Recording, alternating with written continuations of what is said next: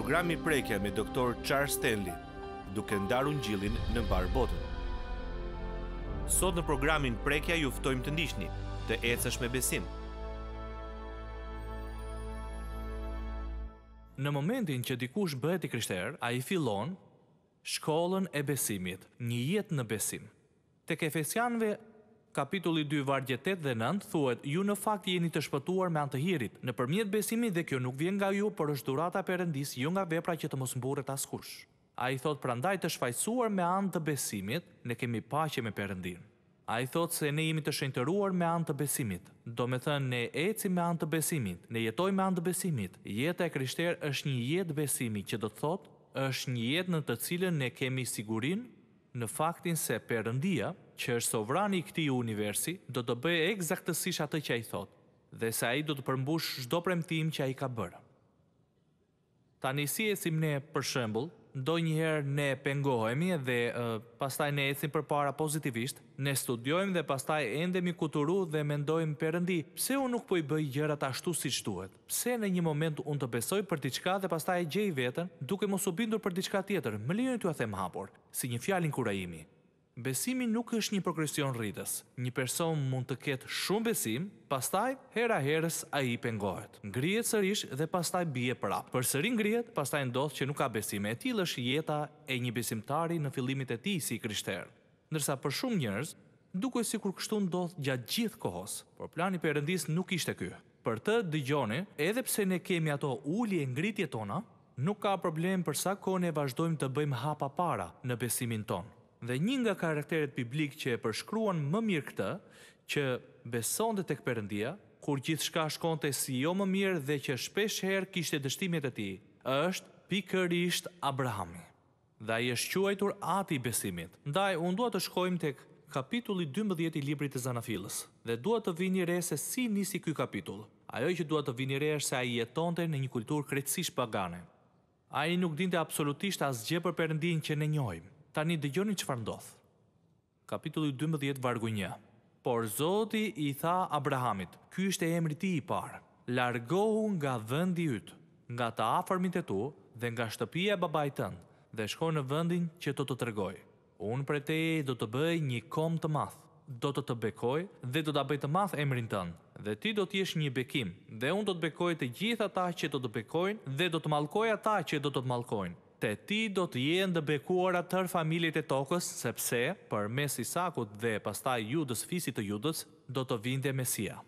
Atëre Abrami u nis siç i kishte thënë Zoti, dhe Loti shkoi me të. Abrami ishte 75 vjeç kur u nis nga Harani. Dhe Abrami mori me vete Sarajn, gruan e tij, dhe Lotin, birin e të vllajt, dhe të gjithë pasurinë që kishte grumbulluar dhe personat që kishin blerë në Haran, dhe u nisën për të vajtur në vendin e Kanaanëve. Kështu ata arritën në vendin e Kanaanit. Abrami e ka përceu vendin deri tek lokaliteti i Sikemit, deri tek lisi i Morehut. Në atë kohë ndodheshin ata vend kananejt. Atëre u shfaq Zoti përpara Abrahamit dhe i tha: unë do t'ia jap këtë vend pasardhësve të tu. Atëre Abrami i ndërtoi aty një altar Zotit që i ishte shfaqur atij. Tani, ktheuni edhe një herë tek vargu i parë. Dëgjoni se sa herë Perëndia tha do të. E mbani mend se si e përkufizuan besimin. Besimi është siguria se Perëndia do të bëjë atë që ai thotë se do të bëjë dhe do të përmbush çdo premtim. Dëgjoni çfarë thot ai. Ai thot që do të tregoj ty vendin ku unë dua që ti të shkosh. Prej teje do të bëj një kom të madh. Do të bekoj të gjithë ata që do të bekojnë, dhe do të mallkoj ata që do të mallkojnë. Tek ti do të jenë bekuara tërë familjet e tokës. Perëndia i foli Abrahamit, i cili ndodhej në një shoqëri totalisht pagane. Ai nuk dinte asgjë për Jehovan, ai nuk dinte asgjë për Jahven apo për emrat e tjerë të Perëndis. Ai nuk dinte asgjë për Perëndin, por Perëndia i foli atij. Dëgjoni me kujdes. Kur dikush ju pyet juve, a ju ka folur ndonjëherë Perëndia, ju duhet të përgjigjeni me sinqeritet. E vërteta është se ai më ka folur. E ka bërë, sepse dëgjoni, është vullneti, qëllimi dhe plani i tij që t'i flas të gjithë fëmijëve të tij pavarësisht se ku ndodhen ata. Prandaj Jezusi ju dha urdhërimin e madh dishepujve të tij: shkoni në mbar botën dhe i predikoni ungjillin çdo personi. Dhe kështu Perëndia është akoma duke folur. Dhe ndërsa shohim jetën e Abrahamit dhe mënyrën se si Perëndia veproi me të, kuptojmë se ai eci me besim. Në momentin që i besojmë Jezus Krishti si shpëtimtar, ne hedhim hapin e parë drejt një jete me besim. Dhe kur ne e bëjmë këtë, Perëndia na regjistron ne në shkollën e besimit. Sepse që nga momenti që jemi shpëtuar, unë për vete kam qenë 12 vjeç, ju mbase 12-15 s'ka rëndësi, por që nga i moment ne kemi hyrë në shkollën e besimit, sepse ky është qëllimi Perëndis për ne. Qëllimi i tij është të na flas, të na udhëheq, të na drejtojë, të na tregojë udhët e tij, të punojë përmes nesh, të na përdorë në mënyrën që Perëndia zgjedh. Dhe me qëllim që kjo të ndodh, unë dhe ju duhet të jemi ndjekës të tij dhe ne duhet të besojmë tek ai në çdo aspekt të jetës sonë. Ajo që unë dëshiroj të trajtoj në këtë mesazh janë kërkesat e nevojshme. Kërkesat e nevojshme për të ecur me besim për krah Perëndisë së plotfuqishëm. Tani, kërkesa e parë kryesore për të ecur me besim, kërkesa më e rëndësishme, është që të mësojmë të dëgjojmë nga Perëndia. Nëse s'dinin të dëgjoni prej tij, atëherë s'mund të dini ku të shkoni. Nëse s'dinin të dëgjoni prej tij dhe s'keni mësuar, atëherë s'do ta dini nëse Perëndia është duke folur apo jo. Dhe kështu ju duhet në një farë mënyre ta mençoni se ndoshta Perëndia tha kështu apo ashtu. Dëgjoni me kujdes. Perëndia vazhdon t'ju flas njerëzve individualisht. Më dëgjoni me kujdes. Nëse dikush thot, Perëndia më tha, kjo nuk do të thotë se është patjetër e vërtetë. Sepse ndonjëherë njerëzit thonë, po Perëndia më tha kështu. Ndërkohë që kjo bie totalisht në kundërshtim me natyrën dhe atributet e vërteta të Perëndisë. Ai flet dhe ai flet qartë dhe ai nuk bie ndesh me atë që ka thënë më parë dhe atë që përbën thelbin e Biblës, që është zbulesa e Perëndisë dhe vepra e tij midis njerëzve. Kjo përbën thelbin e Biblës. Kështu t'i kthehemi edhe një herë Abrahamit. Dhe Perëndia i tha atij, largohu nga vendi yt dhe shko në vendin që do të tregoj. Perëndia i foli atij. Në këtë pasazh nga shkrimi dua që të kuptoni se si Perëndia e punoi në jetën e tij. Por e filloi me një parim të thjeshtë dhe thelbësor. Duhet të mësoni të dëgjoni zërin e tij. Duhet të mësoni që ta dëgjoni atë. Ju thoni, po si punon Perëndia? Po ju jap një shembull. Shembulli më të freskët e kam nga një libër që po e lexoj atje, që e kam patur prej 50 vjetësh. Dhe ai flet për Krishtin dhe se si ai punon. Dhe kisha lexuar 2/3 e kapitullit, por sa më shumë që e lexoja, aq më shumë unë kuptoja që s'mund të lexoja dot më gjatë, sepse Perëndia po më tregonte diçka specifike që unë duhet ta dëgjoja. Vazhdova ta lexoja, por Perëndia më tha, mbyllë librin dhe ule në gjuhën. Unë e kuptova që ai po më tregonte diçka shumë specifike. Tani dëgjoni pak. Ajo që duhet kuptoni është se ai është po aq i gatshëm, po aq i përkushtuar për të na folur dhe për të na dhënë drejtim ne apo dikujt tjetër, njësoj siç bëri me Abrahamin. Si mund të pres Perëndia që ne t'i bindemi atij nëse ai nuk na ka thënë çfarë duhet të bëjmë? Si mund të na udhëheqë apo drejtojë ai nëse ne nuk e dëgjojmë? Këto dy gjëra janë absolutisht të pandashme. Të bindurin ndaj Perëndisë dhe të dëgjuarit prej tij. Ju nuk mund t'i ndani këto dy gjëra, të bindurin ndaj Perëndisë dhe të dëgjuarit prej tij. Nëse s'dëgjoni prej tij, s'mund të bindeni. Nëse nuk bindeni, kjo do të thotë që s'po dëgjoni. Nëse doni të jetoni një jetë me besim, duhet të mësoni të dëgjoni. Një gjë tjetër që ne duhet të mësojmë është kjo. Ne duhet të mësojmë të bindemi atij. Ne mësojmë të ecim me besim me anë të sprovave, por ne duhet të mësojmë gjithashtu të dëgjojmë dhe të bindemi. Por si të mësojmë që të bindemi? Duke mos u bindur, duke dështuar, duke gabuar dhe pikërisht gjatë procesit të mosbindjes ndaj tij, Perëndia na tregon se cilat janë pasojat që ne ta mendojmë 2 herë para se të mos bindemi sërish. Kjo nuk do të thotë se jeta jonë do të jetë gjithmonë e lehtë dhe e drejtë, por ai do të na e bëjë të qartë se çfarë dëshiron që ne të bëjmë. Dhe kur ne i bindemi atij, ne do të bekohemi sepse ja çfarë tha ai, unë prej teje do të bëj një kom të madh. Të gjitha kombet e tokës do të jenë të bekuara. Unë do të të jap ty këtë vend dhe do të tregoj se çfarë është ky vend. Dhe kështu, çfarë ndodhi? Sa herë që ai u bind, Perëndia e bekoi. Por ekziston një mësim tjetër që duhet të mësojmë. Duhet të mësojmë të varemi tek ai. Nëse besojmë me të vërtetë tek ai, ne do ta dëgjojmë atë.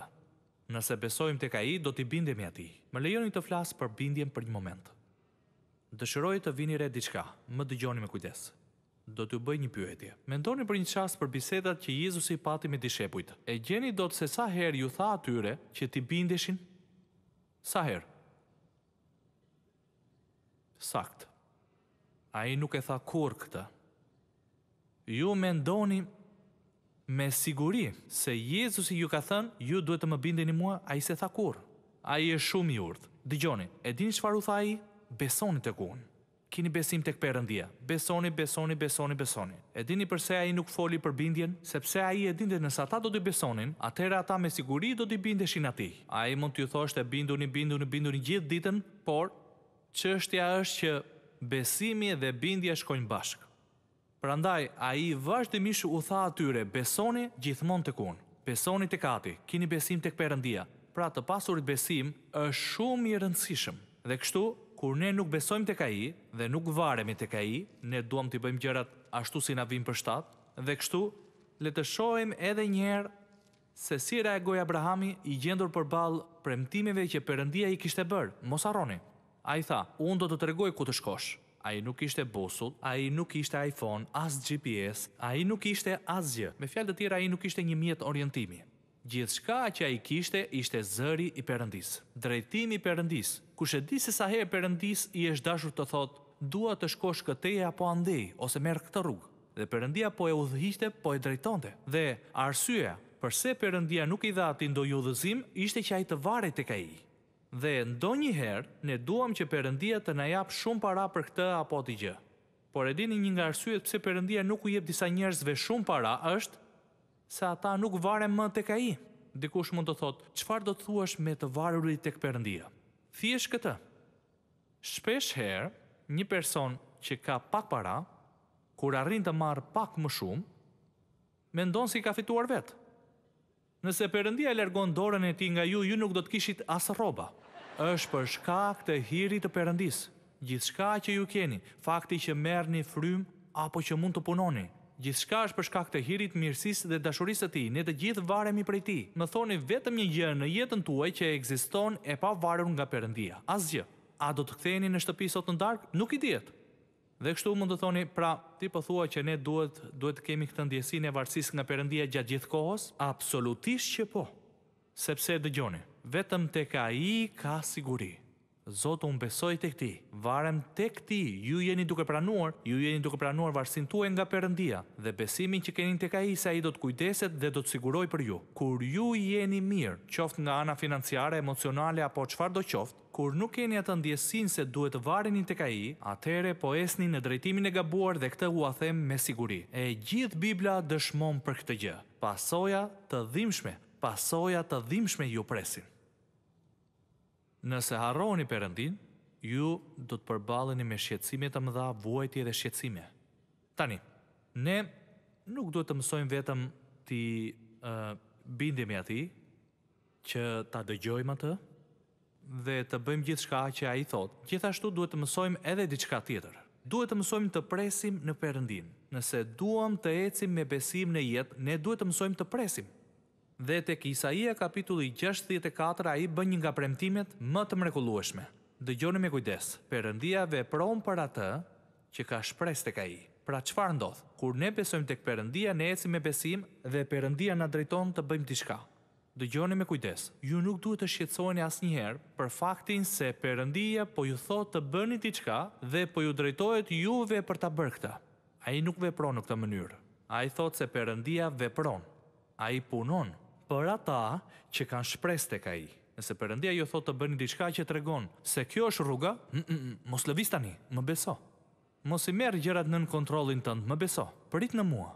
Perëndia vepron për ne. Dëgjoni, nëse dëshironi që dikush të veprojë për ju, kur bëhet fjalë për shëndetin apo financa, çfarë do qoftë, ju doni dikë që i njeh të gjitha faktet. Ju doni dikë që ka të gjithë fuqinë, të gjithë urtësinë që gjërat të funksionojnë. Është vetëm një person që ka të gjitha këto. Perëndia i plot fuqishëm. Dhe ai thotë, unë jam i gatshëm të veproj për ty. Jam i gatshëm të i futem punës që të dëgjoj punë. Jam i gatshëm të tregoj se si ta bësh këtë. Jam i gatshëm të ndihmoj që ti të kesh një shtëpi. Ai thotë, unë do të veproj për ata që presin për mua dhe mënyra vetme se si mund të presim është të besojmë tek ai. Sepse shpesh herë ne jemi gati të bëjmë përpara sa po shohim një mundësi dhe mendojmë, kjo është. Sa herë që në jetën time jam përpjekur të hedh hapat për të bërë diçka në mënyrën dhe kohën time, ka qenë absolutisht e gabuar, gjithmonë. Sepse, dëgjoni, ai do që të mësojmë, të varemi tek ai, të besojmë tek ai dhe të presim për të. Ai e dëshiron këtë, sepse dëgjoni, ja se çfarë ndodh. Kur ne presim për drejtimin e tij, Ne jemi duke pranuar se ai është Zoti I jetës sonë. Nëse unë do t'ju thoja juve, a besoni se Jezus Krishti është Zoti I jetës suaj? Ju do thonit po. E po le ta shohim nëse është e vërtet. Kur ai ju sfidon të prisni për diçka që ju doni ta bëni me patjetër, a është ai Zot? Nëse po esni me kokën tuaj, ju po luani me Perëndin. Nëse prisni për të, atëherë jeni duke pranuar se ai është Zoti I jetës suaj dhe ajo që jeni duke bërë është një vepër adhurimi. Unë të pranoj ty si Zotin E jetës ime. Unë do të pres, do të bëj çfarëdo që të më thuash. Kjo është arsyeja pse njerëzit martohen shumë herët në jetë ose martohen me personin e gabuar. Ata mendojnë se ai ose ajo është personi I fundit që ka mbetur e lloj-lloj gjërash. Dhe çfarë ndodh? Ata hidhen në veprim, ndërkohë që Perëndia thot prisni. Unë mund të them plot raste, por ne nuk kemi shumë kohë që të japim shembuj për këtë. Unë mund të sjell dërmën se sa herë në jetën time, Perëndia më ka thënë, mos e bëj këtë, prit. Dhe këtë ju a them me siguri. Unë do t'ju jap një shembull personal, sepse ju do ta keni të vështirë ta besoni, këtë ju a them me siguri. Unë mund të mendoj se sa herë ai më ka thënë prit. Dhe për rrjedhoj, unë kam qenë kaq I bekuar. Unë vazhdoj të bekohem akoma edhe sot, sepse kam më shumë se 10 vjet që pres. Unë jam I bekuar çdo ditë, sepse ai më ka thënë, më beso mua, mos e bëj atë. Dhe Perëndia do të bëjë të njëjtën gjë edhe në jetën tuaj, sepse në këtë mënyrë, nëse nuk lëvizni derisa ai t'ju thotë të lëvizni, ju jeni duke pranuar se Jezus Krishti është Zoti I jetës suaj. Është çështje e respektimit të këtyre parimeve, të mësoni të dëgjoni, të mësoni të bindeni atij, dhe të mësoni të vareni tek ai, dhe mësoni të prisni në të. Dhe kështu Perëndia do të bekoj. Perëndia do të bekoj kudo ku ndodhet, nëse është I gatshëm të zbatojë këto 4 parime të thjeshta. E pra, nëse I kthemi edhe një herë Abrahamit se si ishte pritja e tij, jo shumë mirë. Sepse ai bëri një nga gabimet e tij më të mëdha. Dhe le ta shohim këtë për një moment sepse kjo është shumë aktuale dhe kjo është një nga arsyet pse I dua këto pasazhe. E mbani mend se çfarë tha Perëndia te kapitulli 16, por Sarai, gruaja e Abramit, nuk I kishte dhënë asnjë fëmijë, ajo kishte një shërbyese egjiptase që quhej Agar. Kështu Sara I tha Abramit, ja Zoti më ka ndaluar që të kem fëmijë dhe mos harroni. Në atë kohë ishte një fatkeqësi e tmerrshme që një grua të mos I jepte bashortit të saj një fëmijë. Kështu Sara I tha Abramit, ja Zoti më ka ndaluar që të kem fëmijë. Futu tek shërbyesja ime, ndoshta mund të kem fëmijë prej saj. Dhe Abrami dëgjoi zërin e Sarajt. Një gabim shumë I madh. Dhe kështu çfarë I tha Perëndia atij? Ai tha, unë do ta bëj këtë përmes teje. Dhe ai kishte një mënyrë për këtë. Ai do t'i jepte atij një djalë sepse ai kishte thënë, o Zot, ai kishte thënë, as sikur të kisha edhe unë një djalë, që gjithë këtë pasuri që kam të mos e trashëgonte Eliezeri, shërbëtori im, që ka punuar për mua gjithë këto vite. Perëndia I tha jo. Dhe çfarë bëri ai? Ai dëgjoi zërin e Sarajt. Dhe çfarë ndodhi? Ju e dini çfarë ndodhi. Hagari, Ismaeli, Abrahami duhet I kishte thënë, më vjen keq, do të presim në Perëndin dhe do shohim çfarë do bëj ai. Por ai nuk veproi kështu. Tani ai e dinte ç'duhet të bënte. Por ai dëgjoi Sarajn. Dëgjoni me vëmendje. Keni kujdes se kujt ja vini veshin. Kur t'ju thon diçka, çfarë do gjëje që t'ju thon, bëjeni vetes këtë pyetje. A përkon ky sugjerim me atë që Perëndia është duke më folur në jetën time? Dhe nëse nuk përkon, atëherë mos e bëj. Më dëgjoni me kujdes. Perëndia vepron për ata që kanë shpresë tek ai, jo për ata që nuk I binden. Unë dua që ju të kuptoni se mosbindja ndaj Perëndisë ka pasoja, dhe mosbindja është pasojë e mosbesimit tek Perëndia. Ai nuk ishte I gatshëm të priste për kohën e Perëndisë, megjithëse Zoti kishte thënë ç'do të bënte. Pra, nëse ju nuk prisni në Zotin, kjo ndodh sepse nuk po dëgjoni. Dhe nuk jeni të gatshëm të bindeni atij dhe kjo ka pasoja. Në çdo rast kjo ka pasoja. Edhe një gjë tjetër. Për shkak se të gjithë mund t'i bëjmë gjëra të rëmuj dhe të gjithë do dështojmë, ekziston një parim tjetër I thjeshtë. Ne duhet të dëgjojmë, ne duhet të mësojmë, të pranojmë dështimet tona në fushën e besimit, të pendohemi, dëgjoni, të pendohemi dhe të mësojmë prej tyre. Duhet I pranojmë, të pendohemi dhe të përfitojmë prej tyre. Ju thoni, kështu veproi edhe Abrahami, më lejoni të tregoj se nga e di. Sepse Ai kishte pasur ulje ngritjet e tij në besim, por ai ishte rritur vazhdimisht. Ai është një shembull i mrekullueshëm besimi. Ktheuni për një moment në kapitullin 22 të Zanafillës. Shkrimi thot: Mbas këtyre gjërave Perëndia e vuri në provë Abrahamin dhe i tha atij: Abraham, ai u përgjigja ku jam. Dhe Perëndia tha: merr tani birin tënd të vetëm, atë që ti do, Isakun, shko në vendin e Moriave dhe ofroj atë si një sakrificë në një nga malet që unë do të tregoj. Kështu Abrahami u ngrit herët në mëngjes, i vuri samarin gomarit, mori me vete 2 shërbyes dhe të birin Isak dhe çau dru për sakrificën, pastaj u nis drejt vendit ku i kishte thënë Perëndia të shkonte. Ditën e tretë Abrahami ngriti syt dhe pa së largu vendin. Atëherë Abrahami u tha shërbyesve: rrini këtu bashkë me gomarin dhe unë dhe djali do të shkojmë deri atje dhe do të adhurojmë, pastaj do të kthehemi. A e vini re se çfarë thot? Ne do të shkojmë, do të adhurojmë dhe pastaj do të kthehemi. Pra jo vetëm do adhurojmë, por do të kthehemi. Tani kjo është prova themelore e besimit të tij.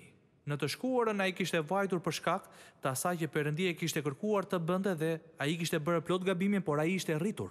Dhe tani Perëndia i tha: ja se çfarë dua që të bësh. Dua që ta marrësh të birin tënd të vetëm, i cili ishte thjesht një djalosh. Atë që ti do dhe ai e mori atë me vete. Dua që ti ta ofrosh atë si një flijim.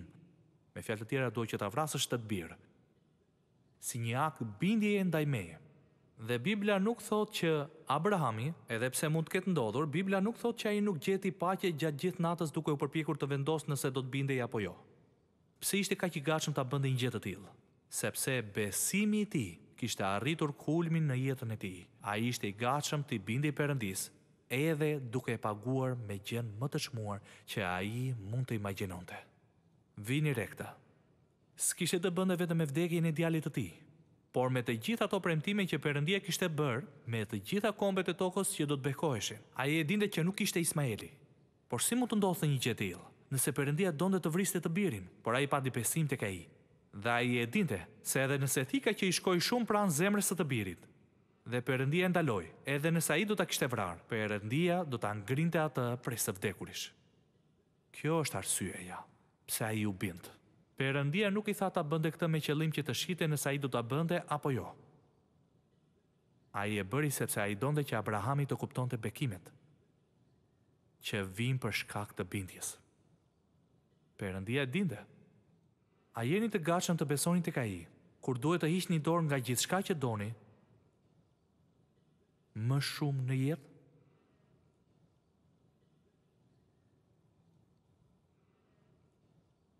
Mund të marrim më të mirë nga jeta nëse jetojmë me besim.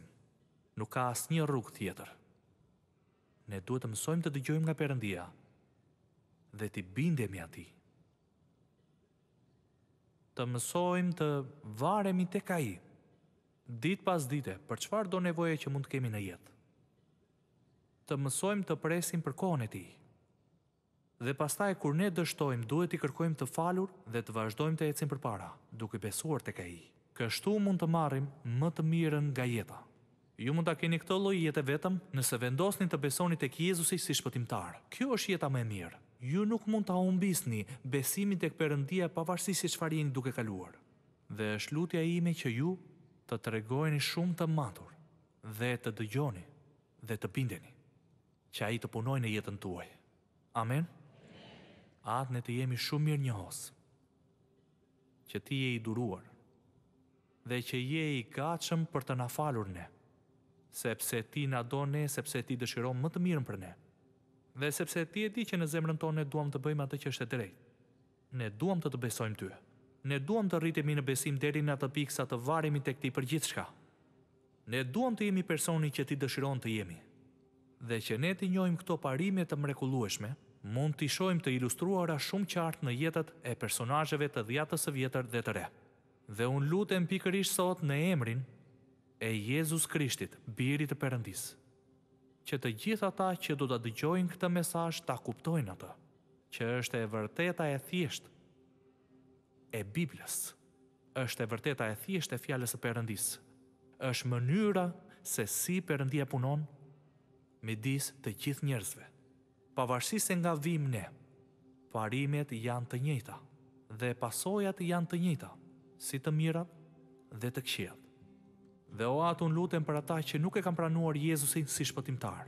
Ndihmoj ata të kuptojnë se ka vetëm një Perëndi, emri i tij është Jehova, që ka vetëm një shpëtimtar, emri i tij është Jezus Krishti, që ka vetëm një rrugë. Dhe kjo është rruga e shpëtimit me anë të besimit tek Jezus Krishti, i cili shkoi në kryq dhe dha jetën e tij, derdhi gjakun e tij, që ne të gjithë të mund të shpëtoheshim. Na fali mëkatet tona, na shfaqsoi ne, na bëri të drejtë, na shenjtëroi ne, na veçoi, dhe ai na lartësoi ne një herë për gjithmonë, dhe dhurata e jetës së përjetshme banon në ne. Dhe kjo është lutja ime o Atë. Unë besoj se ti do të përgjigjesh dhe do ta bësh këtë gjithmonë e gjithmonë. Dhe Atë unë lutem që ata që nuk kanë besuar tek ty të mund ta dorëzojnë ty jetën e tyre, të mund të lexojnë Biblën dhe të thonë se që këtë jetutje duan të dëgjojnë prej teje dhe duan të binden ty, duan të varen tek ti, duan që të presin në ty, duan të jenë personi që ti do që ata të jenë. Kjo është lutja ime o Atë, në emrin e Jezusit. Amen.